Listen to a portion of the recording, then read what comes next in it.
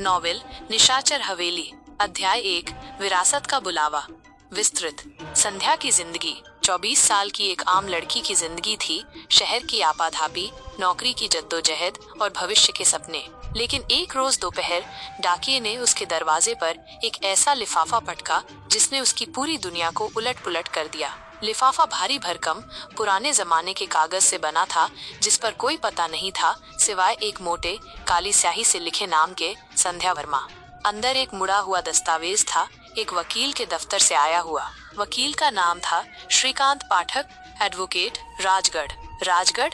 संध्या ने यह नाम कभी नहीं सुना था। चिट्ठी में जो लिखा था उसे पढ़कर संध्या की सांसें गले में अटक गईं। आपको आपके परलोक से धार चुके दादाजी श्री राजा धवलराज सिंह की ओर से एक अचल संपत्ति विरासत में मिली है। यह संपत्ति राजगढ़ की प्राचीन और विशाल निशाचर हवेली है।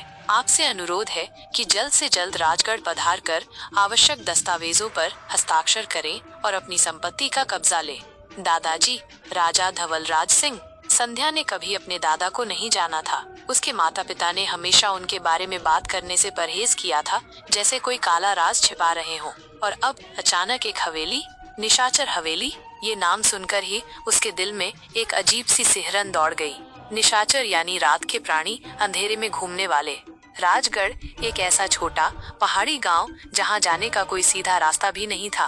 वहां के बारे में सिर्फ दबी हुई कहानियां थीं कि वहां की हवा में कुछ भारीपन है, कुछ ऐसा जो किसी के रोंगटे खड़े कर दे। स्थानीय लोग उस हवेली की तरफ आंख उठाकर भी नहीं देखते थे, जैसे वहां कोई भयानक चीज छिपी हो। शुरुआत में संध्या ने सोचा ये कोई मजाक होगा, पर वकील की चिट्ठी की गंभीरता, कागज पर छपी पुरानी शाही मुहर और निशाचर हवेली का रहस्यमयी नाम उसे कहीं गहरे से खींच रहा था। एक तरफ शहर की सुरक्षित जानी पहचानी जिंदगी थी और दूसरी तरफ एक अनजान विरासत, एक रहस्यमयी हवेली और अपने इतिहास से जुड़ी हुई एक ऐसी कड़ी जिसे वो कभी नहीं जान पाई थी। उसके अंदर एक अजीब सी बेचैनी उठने लगी। ये सिर्फ एक संपत्ति का बुलावा नहीं था, बल्कि एक अनजान दुनिया में कदम रखने का आमंत्रण था। कई रातों तक नींद उसकी आंखों से दूर रही। उसके दिमाग में बस एक ही ख्याल घूमता था, निशाचर हवेली, क्या राज छिपाए बैठी है? और उसके दादा राजा धवलराज सिंह कौन थे? क्या सचमुच उस हवेली में कुछ ऐसा था जो आम इंसान की समझ से परे हो? अंततः उस अज्ञात जिज्ञासा ने डर पर जीत हासिल कर ली। उसने अपनी नौकरी से छुट्टी ली, एक छोटा सा बैग पैक किया और खुद से बुदबुदाई, मैं वहाँ जाऊंगी, मैं देखूंगी ये हवेली क्या राज छिपाए बैठी है।